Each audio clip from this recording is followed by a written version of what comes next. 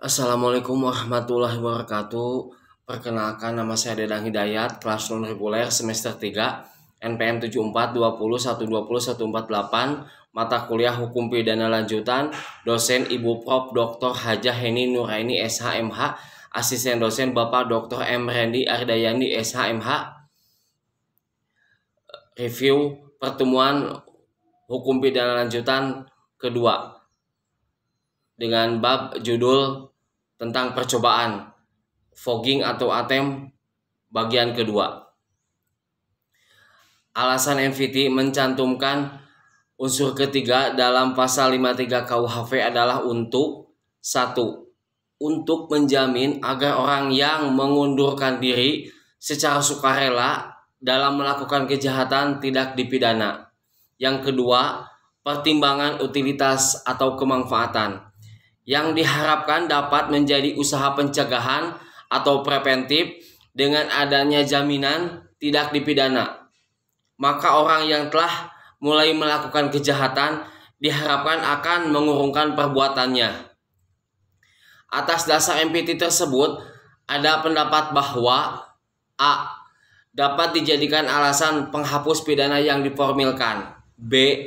alasan pemaaf, C. alasan penghapus penuntutan, D.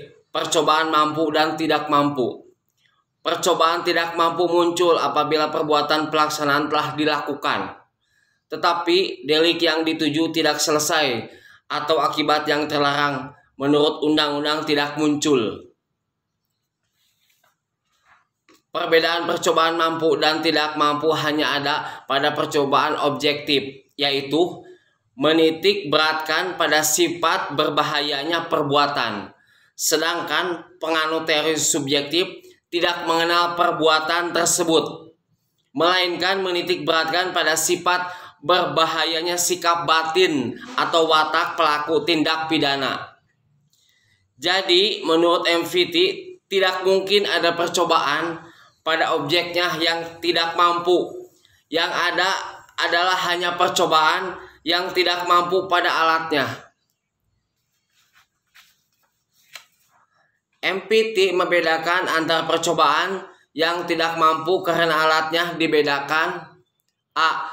tidak mampu mutlak atau absolut, yaitu bila dengan alat tersebut tidak mungkin akan muncul delik atau tindak pidana.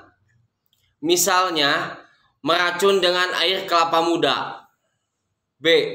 tidak mampu relatif, yaitu bila dengan alat tersebut tidak timbul delik selesai, tetapi keadaan tertentulah yang menyebabkan munculnya delik. Dalam hal ini mungkin ada delik percobaan. E. Pemidanaan terhadap percobaan. Percobaan terhadap kejahatan diatur dalam pasal 53 ayat 2 KUHP, yaitu maksimum pidana yang dijatuhkan dikurangi sepertiganya. Sedangkan pasal 53 ayat 3 KUHP untuk ancaman pidana mati atau seumur hidup, maka maksimum pidana untuk percobaan adalah 15 tahun. Adapun percobaan terhadap pelanggaran menurut pasal 54 tidak dipidana.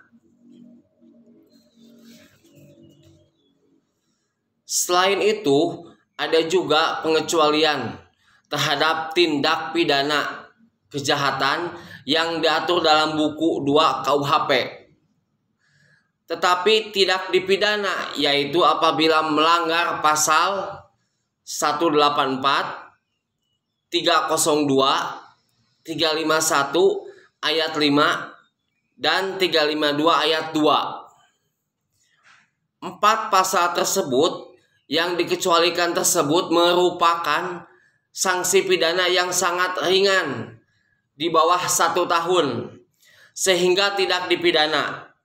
Dan mengapa dimasukkan ke pasal 53 ayat 1? Karena untuk 1. untuk kepastian hukum. Kedua, untuk kepentingan pegangan aparat hukum dan masyarakat. Tindak pidana tidak bisa disamarkan, harus melihat lokus delicti dan temporis. percobaan di luar KUHP. Diatur di dalam KUHP seperti dalam Undang-Undang Nomor 7 DRT garing 1995 tentang tindak pidana ekonomi, Undang-Undang Nomor 35 Tahun 2009 tentang narkotika, Undang-Undang Tindak Pidana Korupsi, dan lain-lain. Terhadap beberapa tindak pidana di luar KUHP ini diserahkan kepada pengaturan undang-undang tersebut sesuai dengan pasal 103 KUHP. Tetapi pada umumnya tindak pidana di luar KUHP atau tindak pidana khusus tidak berlaku, tidak mengenal percobaan, dianggap perbuatan tersebut telah selesai. Tindak pidana percobaan tidak berlaku di tindak pidana khusus, semua perbuatan dianggap selesai. Contoh, orang yang memegang narkoba saja sudah termasuk kejahatan dan tidak ada percobaan. Perbuatan dianggap selesai semuanya. Sekian review pertemuan kedua hukum pidana lanjutan yang dapat saya sampaikan. Sekian dan terima kasih. Wassalamualaikum warahmatullahi wabarakatuh. Wassalam.